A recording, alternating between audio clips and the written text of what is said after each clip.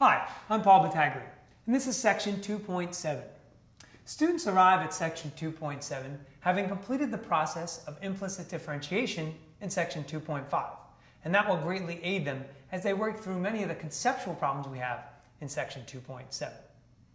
So the essential question we want our students to be able to answer as we go through the process of related rates is, what is a related rate? How do I find a related rate? And then how do I use it to solve an applied problem? So I think I'd like to start with having students understand the relationship between verbal statements and mathematical models. I'll give you, for instance, let's suppose that the radius of an object, let's say a snowball, is decreasing because the snowball is melting. What I want is I want my students to kind of understand that this is all related to time. So the radius of the snowball is changing as time goes on. How do we express that using calculus notation? We say something like dr dt, the rate of change of the radius with respect to time. Now from here, I think it might be helpful if students see an organizational chart, because there's so many moving pieces when you do these kinds of problems. There might be a change in radius, a change in volume. There might be given information about the original radius or the original volume. So I think if I can give my students a nice little chart, have them lay out all the things we know, all the things we don't know, but that we're looking to find, and then maybe even include a diagram, that'll go a long way and help them feel a little bit more at ease when they go through these kinds of problems. So the next thing I like to do with my students is I like to say, where are we having issues as we go through some of these examples? All of the examples in the text are good, and to be honest with you, you might have to go find even more examples, because I feel like when we talk about related rates, you can never see enough. You can never feel really that comfortable until you've seen a vast amount of different variety of situations. So I might ask my students, where are we struggling? Is it computational? Is it because you just keep forgetting to move certain things over to this side or that side? Is it a problem with you setting up the primary equation just to get yourself started? Or is it something a little bit deeper? Are you having conceptual problems? Can you not decode the information that they're showing you in the problem? This helps me as the teacher try and walk them along and see where the class is at and how much more we need to do. So what are some common mistakes that students make? Well, here's a couple examples. Very popular questions that involve objects that are moving away or towards their destination are things that we have to watch out for.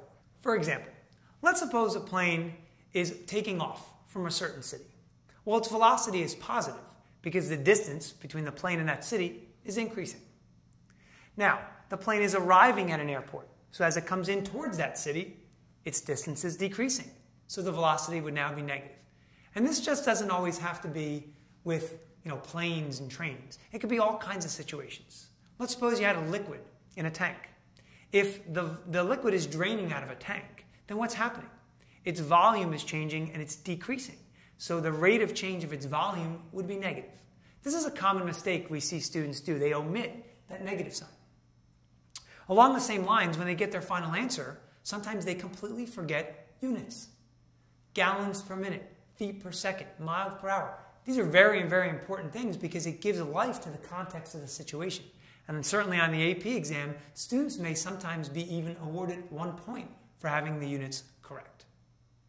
Now, here's another error we like to look out for, and it has to do with graphing calculator entry. Let's suppose the answer to a problem was 1 over 4 pi. That's the best answer you're going to get because it's exact. But sometimes students are using their calculator, or the problem appeared on a calculator active part, and so they enter into their calculator 1 divided by 4 pi. And they get an answer and they don't even think anything of it, and they say, well, that must be correct. But on some calculators, what they might have missed is that they need grouping symbols in the denominator.